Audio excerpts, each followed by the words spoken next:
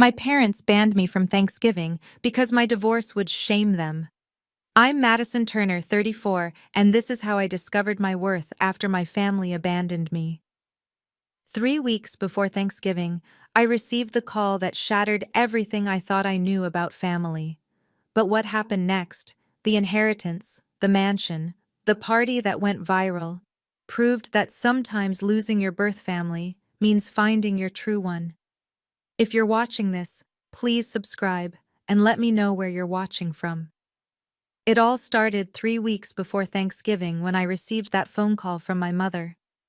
Her voice had that particular tone, the one she used when discussing family disappointments. For 8 years, I'd been married to someone who made me feel worthless every single day. The emotional abuse was invisible to everyone else. He was charming at parties, successful at work, the perfect son-in-law. But behind closed doors, I was never thin enough, never smart enough, never good enough. Every achievement I had was luck. Every mistake was proof of my incompetence. My therapist, Dr. Chen, had been working with me for 2 years. She'd helped me recognize the patterns, name the abuse, find my voice again. When I finally filed for divorce 6 months ago, I thought I was reclaiming my life. I thought my family would support me. The day I told my parents, sitting in their pristine living room with the family portraits staring down at us, my mother's first words weren't, "Are you okay?" or "How can we help?" They were, "What will people think?" My father set down his coffee cup with that deliberate slowness he used when disappointed. "Madison, marriage takes work. You can't just quit when things get difficult." "He was destroying me, Dad," the therapist said. "Therapists make money by telling you what you want to hear," he interrupted.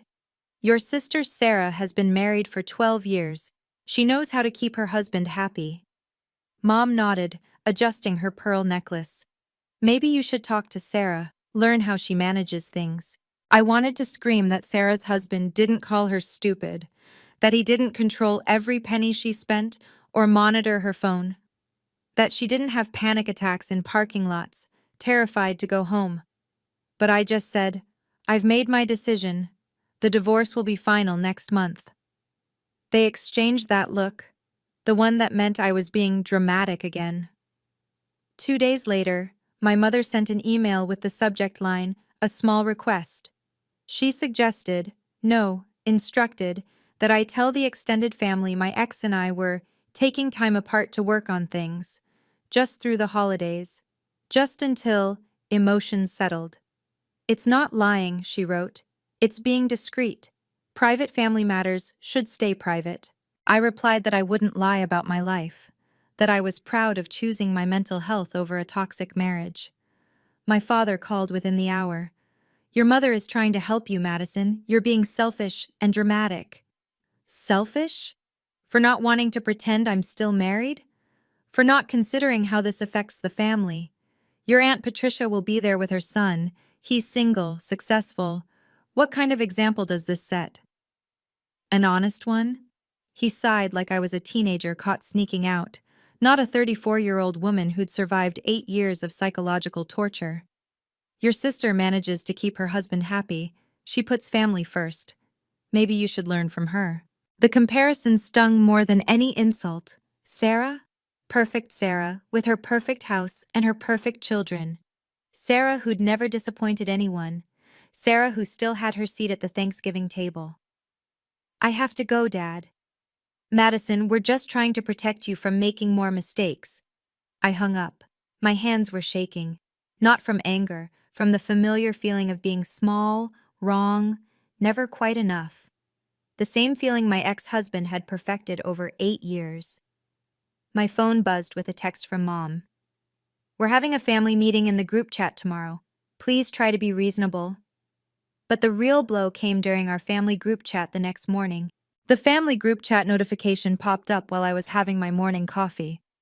Mom had typed a lengthy message about Thanksgiving arrangements, who was bringing what, arrival times, sleeping arrangements for out-of-town guests.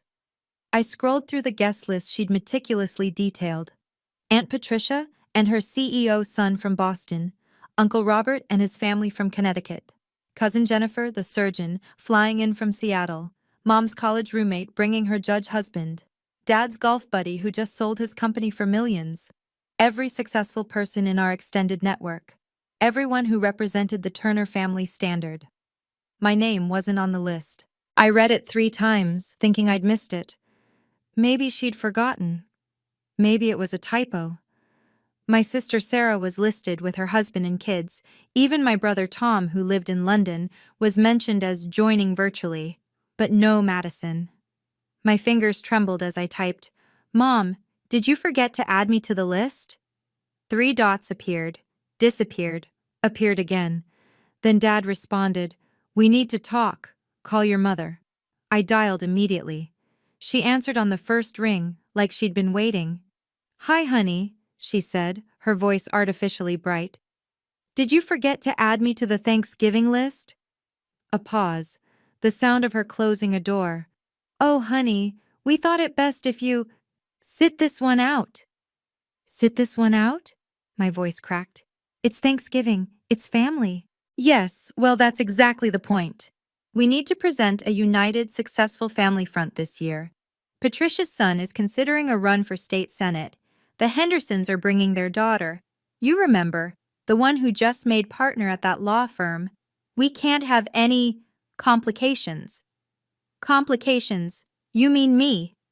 "Don't be dramatic, Madison." "I'm not being dramatic, Mom. You're literally uninviting me from Thanksgiving." She sighed, that long-suffering sound she'd perfected over years of being burdened by my choices.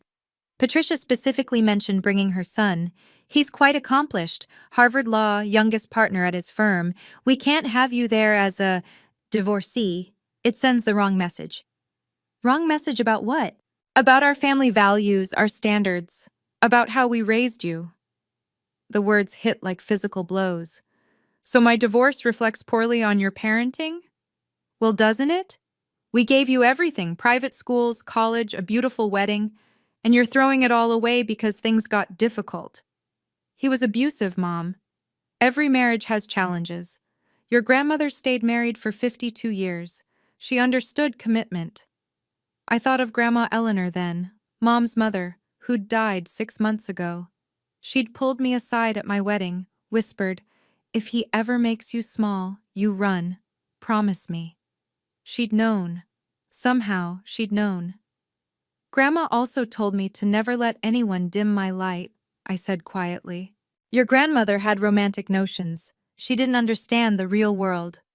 She built a real estate empire from nothing. And look how that turned out.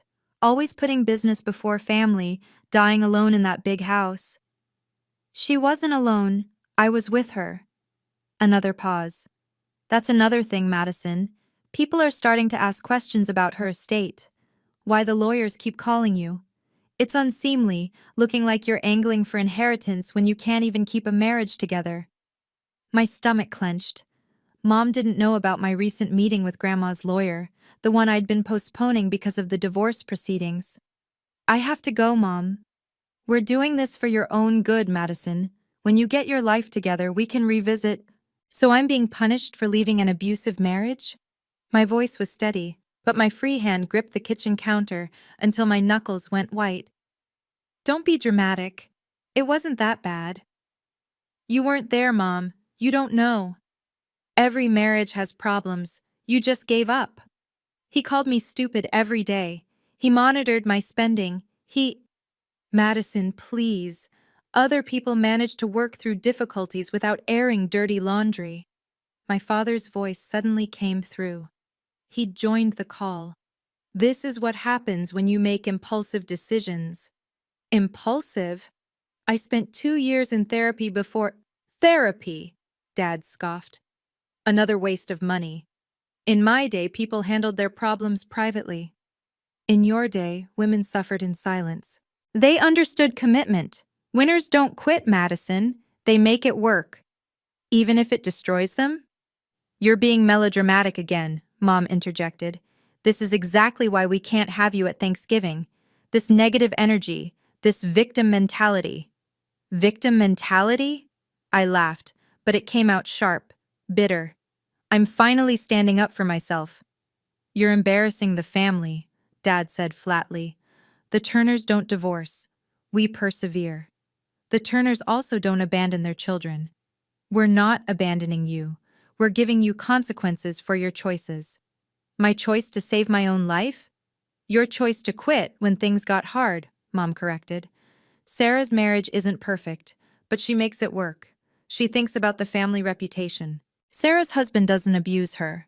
How do you know? She doesn't air her problems to everyone who'll listen.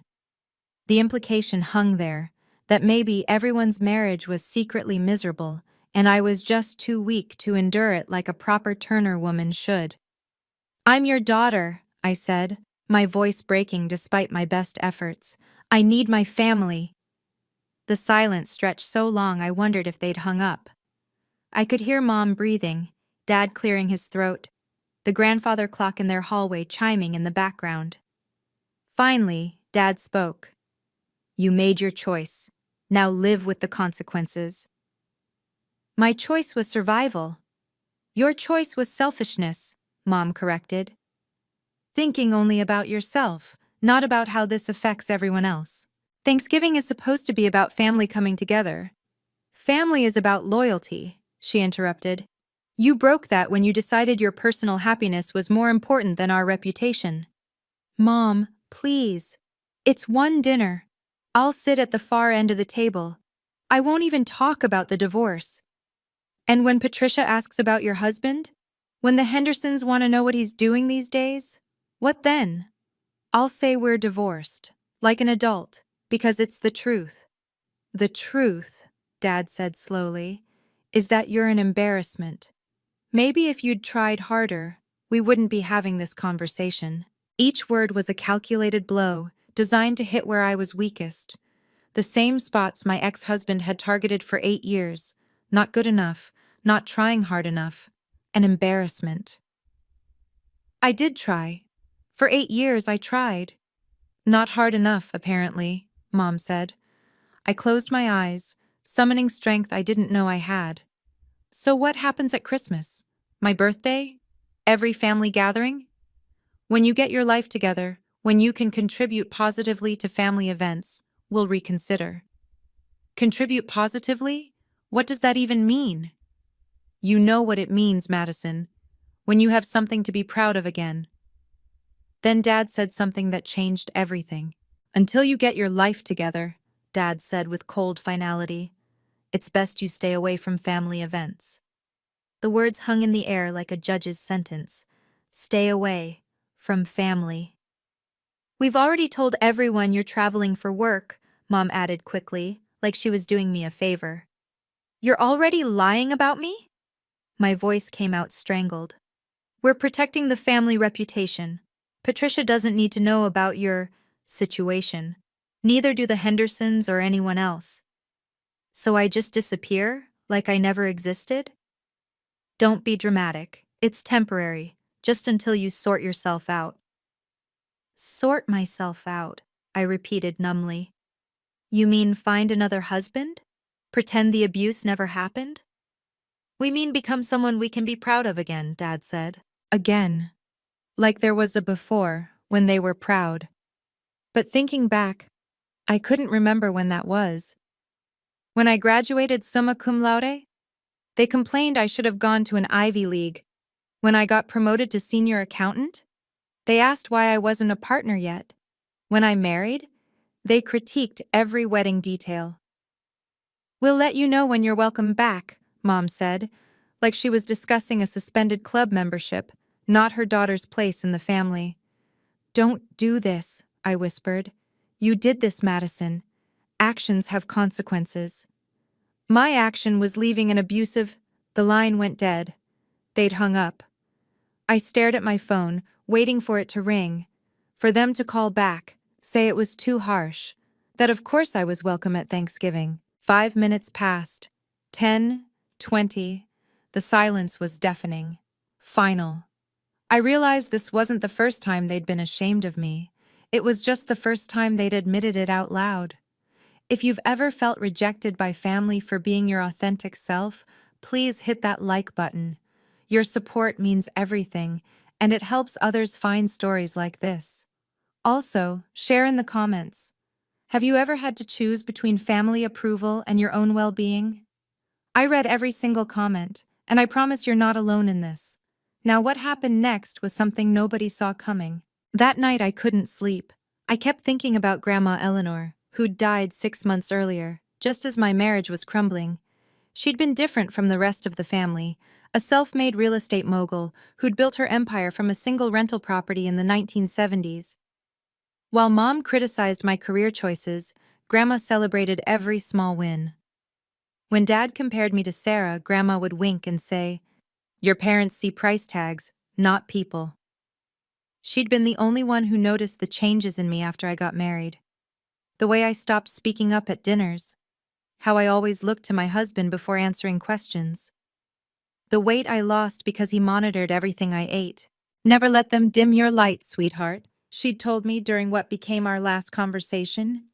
She was in the hospital, her hand surprisingly strong as she gripped mine. "Not your husband, not even your parents. Promise me." I'd promised, tears streaming down my face.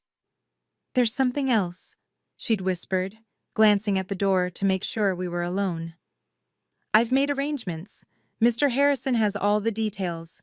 When you're ready, really ready to start fresh, go see him." I'd been so focused on her health, then the funeral, then my divorce proceedings, that I'd pushed her words aside. Her lawyer, Mr. Harrison, had called several times, but I'd asked him to wait until my life was less chaotic.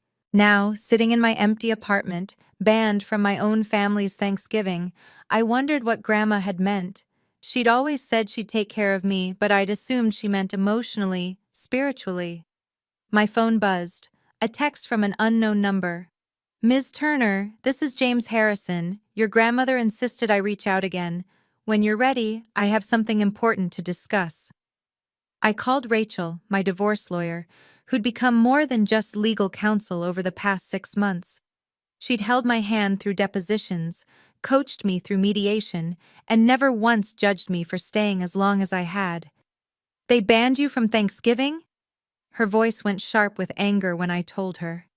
"Madison, that's emotional abuse. They say it's consequences for my choices." "Bullshit. Sorry, but it is. You left an abusive marriage. Any normal parent would be proud of your courage." I laughed, but it came out watery. "You haven't met the Turners. We don't divorce. We persevere." "You mean you suffer prettily so they can maintain their image?" "Exactly." Rachel was quiet for a moment. "You know what? Screw them. Have Thanksgiving with people who actually care about you." "All three of them?" I tried to joke, but the loneliness was crushing. "You have more people who care than you think," she said, and something in her tone made me pay attention. "Madison, can I be frank?" "Always." "Your grandmother contacted me before she passed. She wanted to make sure you had good representation for the divorce." "What? But I found you through that website recommendation? Your grandmother paid for that placement. She also covered your retainer through a trust." I sat down hard. "She what?" "She knew you'd need help. Real help. Not the kind your parents offer with strings attached. She said, and I quote, 'Family isn't always blood. Madison needs to learn that.'" Tears burned my eyes. Even in death, Grandma was still protecting me. "There's more, isn't there?" I asked, thinking of Mr. Harrison's texts. "That's not for me to say. But Madison, go see Harrison, soon." "Rachel, what do you know?" "I know your grandmother was a very smart woman who loved you very much." The next morning, I woke to find my mother had been busy on social media. Her Facebook post showed an elaborate Thanksgiving table setting. "Getting ready for our annual family gathering. So blessed to have everyone together. Hashtag family first. Had grateful." She'd tagged everyone. Sarah and her husband, Tom in London, Aunt Patricia, Uncle Robert, even cousins I hadn't seen in years. Everyone except me. The comments poured in. "Can't wait," from Aunt Patricia. "Beautiful as always," from Mom's church friends. Then one that made my stomach drop. Will Madison be there? Haven't seen her in ages. From our former neighbor. Mom's reply was swift. She's focusing on her career right now. You know Madison, always so driven. Not abandoned, not banned. Driven. My phone rang. Sarah. I saw Mom's post, she said without preamble. And? And I think it's wrong. What they're doing. For a moment, hope bloomed. Really? But Madison. She paused, and I knew what was coming. Maybe if you just apologized, told them you're working on yourself, made an effort. An effort to what? Pretend I'm still married? An effort to repair the relationship. Family is everything. Family is supposed to support you, Sarah. They're protecting you from judgment. You know how people talk. They're protecting themselves. Sarah sighed. I have to go. The kids need lunch. But Madison? Think about apologizing. It's just words. She hung up, leaving me staring at Mom's Facebook post. 63 likes now. A dozen comments about their perfect family. My phone buzzed with another notification. Mom had posted a photo from last year's Thanksgiving. All of us around the table, including me with my ex-husband, smiling like the perfect family we never were. The caption? Traditions are what keep families strong. #memories. It was like I was being erased in real time. I couldn't take it anymore. I called Mr. Harrison's office. Ms. Turner, his secretary said warmly, he's been expecting you. Can you come in this afternoon? 2 hours later, I sat in a mahogany-paneled office across from James Harrison, a dignified man in his 60s who'd handled Grandma's affairs for 30 years. Your grandmother, he began, pulling out a thick folder, left very specific instructions. She said you'd come when you truly needed it, not before. I think I truly needs it now, I said, my voice small. He smiled kindly. Eleanor predicted the timeline almost exactly. She said 6 months after her passing, give or take. She knew? She knew your parents better than they knew themselves. She also knew you'd need more than emotional support to break free. He handed me an envelope, cream-colored, expensive. My name was written across it in Grandma's distinctive handwriting. She said to open it when you were ready to choose yourself over them. My hands shook as I opened the seal. Inside was a single key and a letter. My dearest Madison, I read aloud. If you're reading this, they've finally shown you who they really are. Don't let them make you small. You were meant to shine. The key is to your inheritance. Not just money, honey, but freedom. The house on Rosewood Drive is yours. Yes, that house. The one your mother always envied. Live loudly, love freely, and never apologize for taking up space. All my love, Grandma. I looked up at Mr. Harrison, tears streaming. The Rosewood house? But that's worth $2.8 million at current market value, plus a trust fund of $500,000 for, and I quote, new beginnings and middle fingers to anyone who deserves them. She didn't actually say that. She absolutely did. Lee, 2.8 million, I repeated, the words not feeling real. The Rosewood house. Mr. Harrison slid a folder across the desk. 6 bedrooms, 4 baths, fully paid off. The taxes and maintenance are covered by a separate trust for the next 10 years. Your grandmother wanted to ensure you'd never be financially vulnerable again. I opened the folder with trembling hands. There it was. The mansion in Westchester County's most exclusive neighborhood. The one Mom had dragged us to see every Christmas when they did the holiday home tours. She'd always pause at the gate saying, someday, when your father makes senior partner. But Dad never made senior partner. And Grandma had owned this house the entire time. She bought it 15 years ago as an investment, Mr. Harrison explained. Rented it to diplomats, tech executives. It's been vacant for 3 months, waiting for you. Mom doesn't know? Your grandmother was very private about her holdings. Your parents knew she had money, but not the extent. Eleanor built her empire quietly, strategically. There was another document in the folder. What's this? Ah, that's the trust fund details. 500,000, accessible immediately. Your grandmother called it your freedom fund. She also left a list of financial advisors, therapists who specialize in family trauma, and, he smiled, a party planner. A party planner? Her note says, for when you're ready to show them what they're missing. Even from beyond, Grandma was playing chess while everyone else played checkers. There's one condition, Mr. Harrison added. You can never give your parents money from this inheritance. Not a loan, not a gift, nothing. She was very specific. They'd never ask, I started, then stopped. Wouldn't they? If they knew? Your grandmother protected you even from future guilt. She knew them well. I moved into the Rosewood house 3 days later. Walking through those massive oak doors felt like stepping into a different life. My life, finally. The foyer alone was bigger than my entire apartment. Sunlight streamed through floor-to-ceiling windows, illuminating marble floors Mom would have killed for. That night, I sat in my new kitchen, all Viking appliances and Italian marble, and made a decision.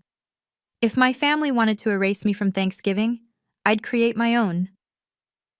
I started a group text with Rachel and the few friends who'd stood by me through the divorce. Thanksgiving at my new place. No drama, no judgment, just good food and chosen family. Rachel responded immediately. I'm bringing wine. Lots of wine. Then something unexpected happened. My phone kept pinging. My colleague Janet. Can I come? My family's in California. My therapist's receptionist, Maria, who'd become a friend. I'd love to join.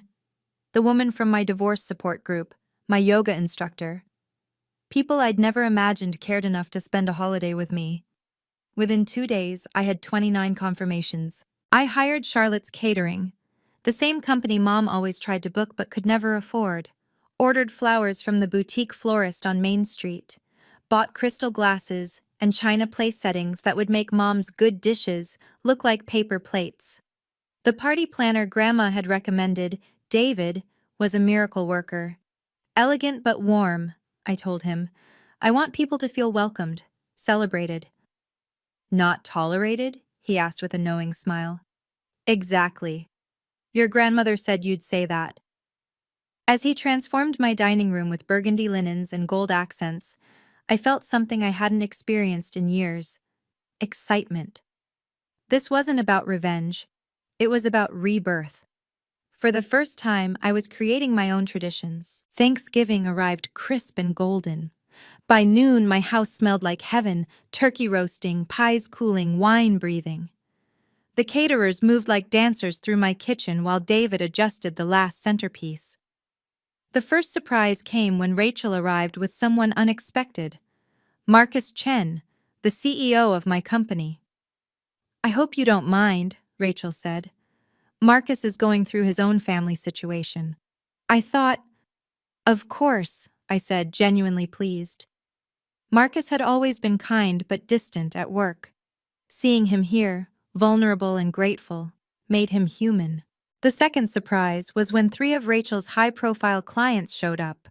Rachel mentioned your story, one said, a famous author I'd seen on morning shows. It resonated. My family disowned me when I divorced my senator husband. By 3 o'clock, my dining room was full. 29 people who'd chosen to be here, not obligated by blood or guilt or tradition. The conversation flowed as freely as the wine. No one asked about my ex-husband. No one questioned my choices. During dinner, Marcus stood to toast. To Madison, for reminding us that family isn't about DNA. It's about showing up. To chosen family, the author added, raising her glass. To new beginnings, someone called out. As glasses clinked, I felt my phone buzz. Mom, probably posting her perfect family photos. I ignored it.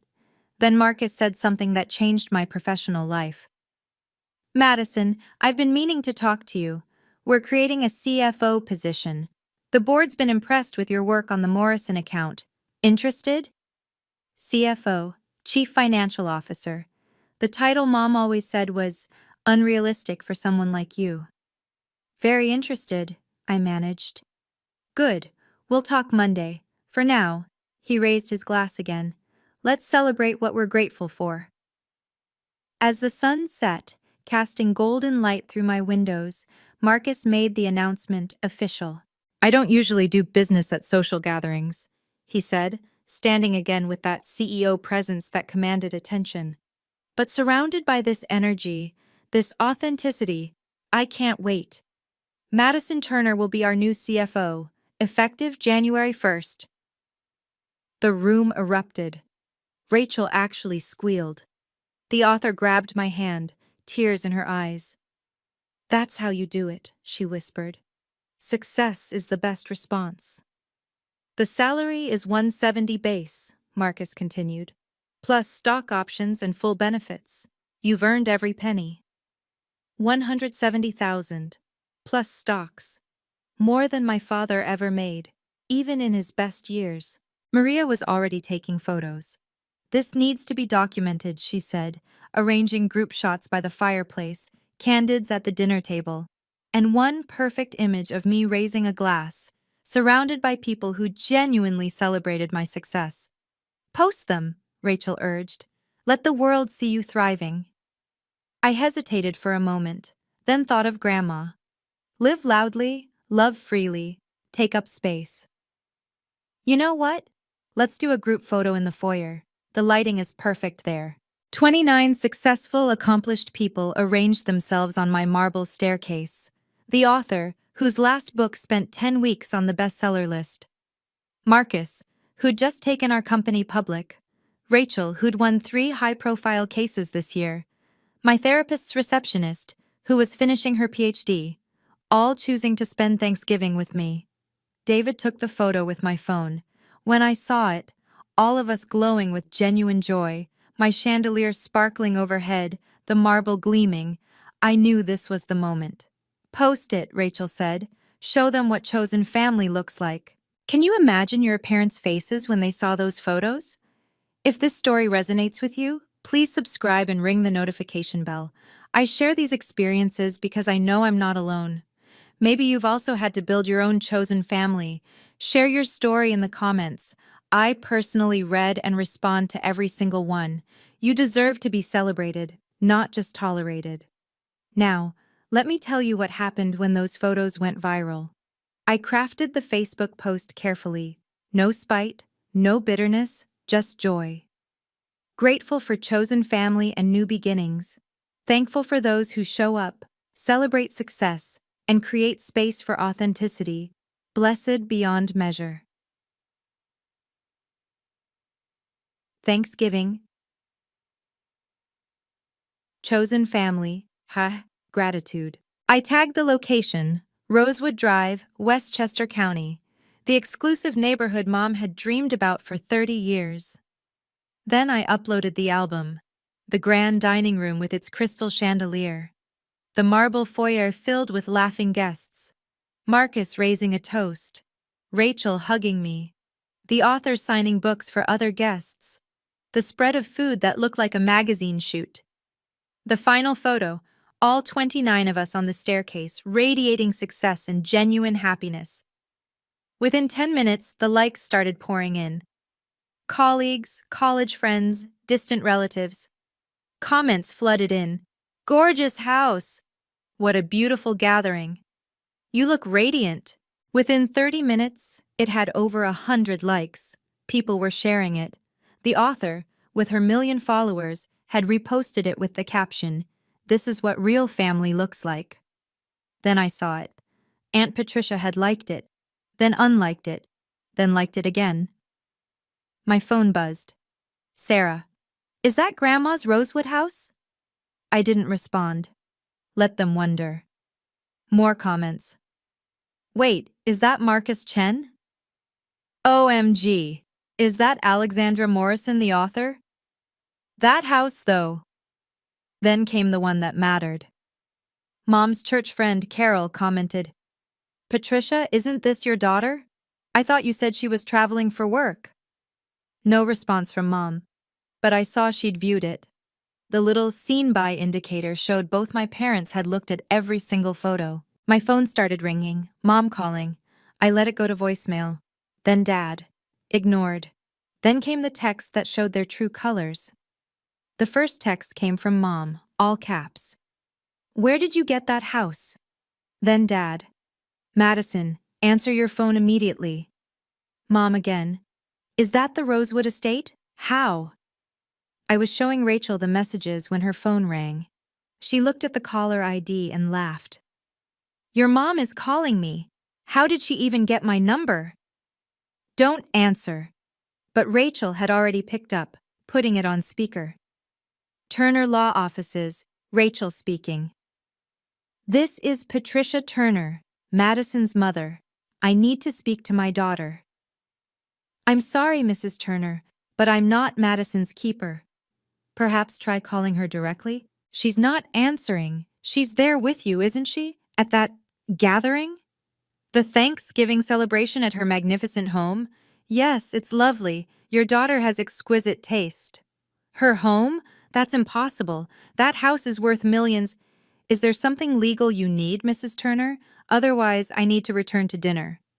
Mom's voice went shrill. How does she have that house? Did someone... She couldn't possibly afford.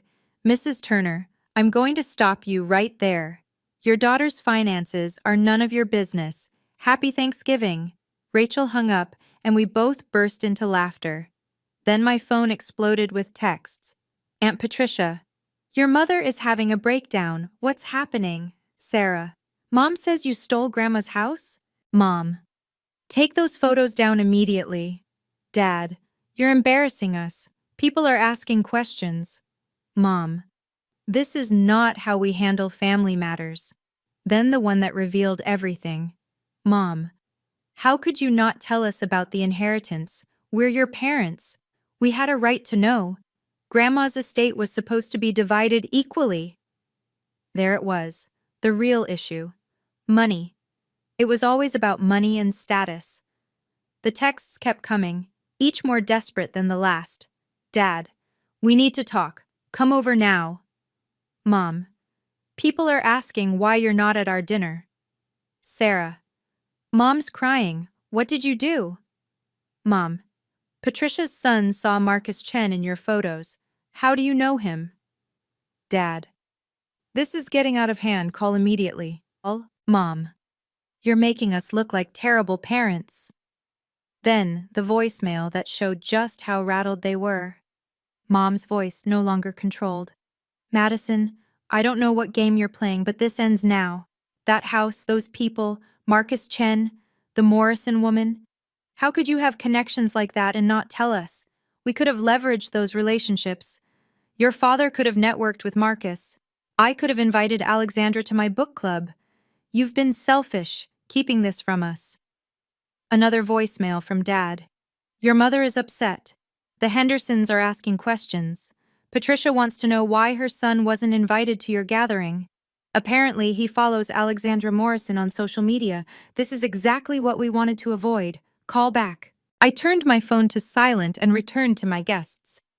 Maria was teaching everyone a salsa move in the living room. Marcus and the author were deep in conversation about digital publishing. Rachel was opening another bottle of wine, laughing at something someone said. Everything okay? Marcus asked, noticing me checking my phone. Perfect, I said, and meant it. Absolutely perfect. As if on cue, David appeared with his camera. Golden hour light in the library. Who wants photos? We spent the rest of the evening taking pictures, sharing stories, and creating memories that had nothing to do with obligation and everything to do with choice. The social fallout began immediately. By Friday morning, the family group chat was in chaos. Aunt Patricia had messaged, "Why wasn't Madison at dinner? Her house looks stunning. I didn't know Eleanor left her the Rosewood estate." Uncle Robert, that was Marcus Chen in her photos, right? The tech CEO? How does Madison know him? Mom tried damage control. Madison had her own plans this year. We respected her decision. But Aunt Patricia wasn't buying it. You said she was traveling for work. Clearly she was home. with half of Westchester's elite. The church friends were worse. Carol had posted on Mom's wall. Saw Madison's Thanksgiving photos. What a beautiful home. You must be so proud. Though surprised you weren't there? Mom's response was weak. We celebrated separately this year. Different schedules. But people kept pushing. But it's Thanksgiving, and she lives 20 minutes away? At her book club, Mom discovered 3 members had already reached out to Alexandra Morrison about speaking at their events. We saw she's friends with your daughter. Could you introduce us? Mom had to admit she couldn't. Dad faced his own humiliation. His golf buddy Ted called, "Saw your daughter's promotion announcement, CFO at Chen's company. That's incredible. You must be thrilled. Hey, think Madison could put in a word for my son?" Dad had no idea about the promotion until that moment. Sarah texted me privately. "Mom's lost 3 charity committee positions. People think she lied about you traveling. Patricia's telling everyone you must have cut them off for a reason." The irony was delicious. They'd tried to protect their reputation by excluding me. Instead, my absence from their table while hosting successful people at a mansion raised more questions than my divorce ever would have. 3 days after Thanksgiving, I received a long email from my mother. The subject line, "Moving forward as a family." Dear Madison, after reflection, we may have been hasty in our Thanksgiving decision. Families should stick together through everything, including misunderstandings. Your grandmother's house is lovely. We had no idea she'd left you such a substantial inheritance. As your parents, we should have been informed about these arrangements. Nevertheless, we're willing to move past this miscommunication. We'd like to invite you for Christmas dinner. You could bring 1 or 2 of your new friends, perhaps Marcus or Alexandra. Your father has some business ventures that could benefit from such connections. Also, we should discuss the estate. Grandma Eleanor would want her assets to benefit the whole family. Perhaps we could arrange for you to host some of our charity events at the house. It would help repair any confusion about Thanksgiving. Let's put this behind us and remember what's important. Family. Love, Mom and Dad. Not a single apology. Not one acknowledgement of the pain they'd caused. Just a sudden interest in my new friends and Grandma's house. Rachel read it over my shoulder. They're really something, aren't they? They want access to Marcus and Alexandra. And the house. Don't forget the house. Grandma would want her assets to benefit the whole family, I read aloud, incredulous. The same family that banned you from Thanksgiving? I thought about responding with anger, with a list of their transgressions. Instead, I wrote, "Thank you for reaching out. I respect your position and have made my own. The house is my home, not a family venue. I wish you both well, but I need space to heal from our recent interactions. I hope you understand. Madison." Professional. Distant. Final. Mom responded within an hour, this time less composed. "Madison, you're being unreasonable. We're your parents. We have a right to be part of your life. Grandma's estate was meant for family, and we are family." I didn't respond. Dad sent his own email. "Your mother is upset. This division isn't healthy. Be the bigger person." I didn't respond to that either. Sarah called, but I let it go to voicemail. "Madison, please. Mom's telling everyone you've been manipulated by your new friends. She's saying the divorce changed you, that you're not yourself. Just come to Christmas. Pretend things are normal." Pretend. Always pretending with them. I sent one final message to the family group chat. "I understand everyone has questions about Thanksgiving. I'm building a life where I'm valued, not tolerated. I hosted my own celebration with people who support and celebrate my choices. I wish you all well, but I need distance to heal and grow. Please respect my boundaries." Then I left the group chat. My phone immediately exploded with individual messages, but I didn't read them. Instead, I sat in my library in my house, and wrote thank you cards to everyone who'd attended my Thanksgiving. To Marcus, "Thank you for seeing my potential when my own family couldn't." To Rachel, Thank you for showing me that family isn't always blood. To Alexandra. Thank you for reminding me that success is the best response. Each card was a small act of choosing my new life over my old one.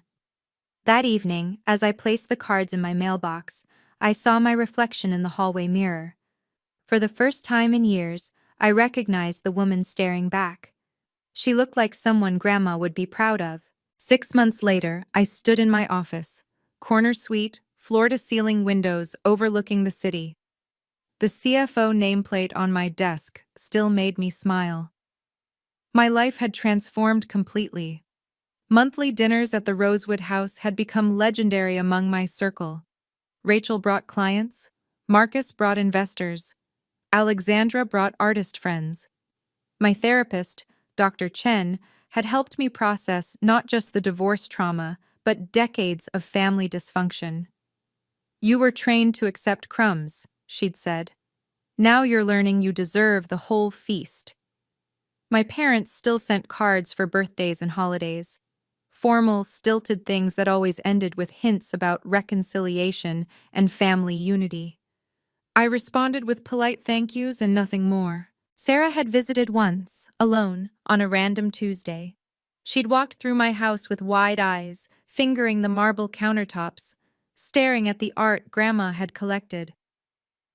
I didn't know it was this bad, she'd said quietly. What Mom and Dad did. I didn't understand until I saw what you built without them. It wasn't about building without them, I'd corrected. It was about building for myself. She'd nodded, tears in her eyes. I'm still not brave enough to stand up to them. That's okay. We all move at our own pace. The company had just announced my first major acquisition as CFO. The press release went out that morning. By noon, I had a text from Dad. Saw the news. Proud of you. 2 years ago, those words would have meant everything. Now, they were just words from someone who'd only valued me when I became valuable to others. I didn't respond. Instead, I called Rachel. Monthly dinner this Friday? Wouldn't miss it. My new client wants to meet you, actually. She's leaving a 30-year marriage. Bring her. We have space for everyone who needs it. Looking back now, I realize the inheritance wasn't just money and property. Grandma Eleanor left me something far more valuable. Permission to choose myself. Not everyone gets a $2.8 million house when they stand up to toxic family. But everyone deserves basic respect, genuine support, and the freedom to leave tables where they're only tolerated. Setting boundaries isn't cruel. It's necessary. My parents weren't evil people, just limited ones. They could only love in the language they knew: achievement, status, appearances. When I stopped speaking that language, they couldn't hear me anymore. The hardest truth I learned? Sometimes the family you're born into isn't the family you're meant to keep. That doesn't make you broken or bitter. It makes you brave. Chosen family isn't a consolation prize for those who can't make it work with blood relatives. It's a deliberate construction of love, built on mutual respect, shared values, and genuine celebration of each other's growth. My house is full now. Not just on holidays, but random Tuesdays, quiet Sundays, whenever someone needs a soft place to land. The door is open to anyone building themselves back up, anyone who's been told they're too much or not enough. Success wasn't about proving my parents wrong, it was about proving Grandma right. She saw who I could become when I stopped making myself small for people who claimed to love me. Don't let them dim your light, she'd said. I didn't. I couldn't. Not anymore. Your worth isn't determined by family approval. You deserve to be celebrated, not just tolerated. And if that means building your own table instead of begging for scraps at theirs, build the most beautiful damn table you can. You deserve a seat at it. Eat. If this story touched your heart, please like and subscribe. Your support helps me share these important messages about setting boundaries and finding your worth. Have you ever had to choose between family expectations and your own happiness? Share in the comments. You're not alone. I read every story and reply personally. Remember, You deserve to be celebrated, not just tolerated. Check out my next video about rebuilding after family betrayal. Until then, stay strong and keep choosing yourself. You're worthy of love exactly as you are.